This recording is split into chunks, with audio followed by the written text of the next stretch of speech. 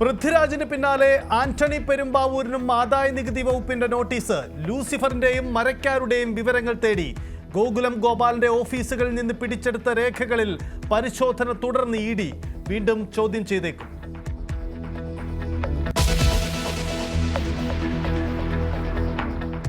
IB ഉദ്യോഗസ്ഥയുടെ മരണത്തിൽ സുകാന്തിനെതിരെ കൂടുതൽ വകുപ്പുകൾ. വിവാഹ വാഗ്ദാനം നൽകി പീഡനം, പണം തട്ടൽ കുറ്റങ്ങൾ ചുമത്തി. സുകാന്ത് ഇപ്പോഴും ഒളിവിൽ തന്നെ.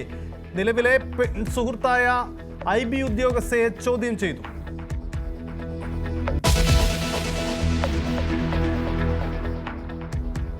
മലപ്പുറത്തെ പറഞ്ഞ വെള്ളാപ്പള്ളിക്കെതിരെ സമസ്ത മുഖപ്രസംഗം. വിദ്വേഷ പ്രസംഗത്തിൽ PC ജോർജിനോട് മത്സരിക്കുന്നുവെന്ന് സുപ്രഭാതത്തിന്റെ വിമർശനം. ശ്രീനാരായണീയരെ കാവ്യരാഷ്ട്രീയത്തിലേക്ക് ആട്ടിത്തെളിക്കുന്നുവെന്നും പത്രം.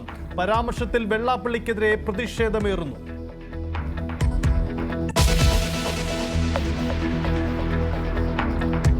രാമേശ്വരത്തേക്ക് ഇനി ട്രെയിൻ യാത്ര.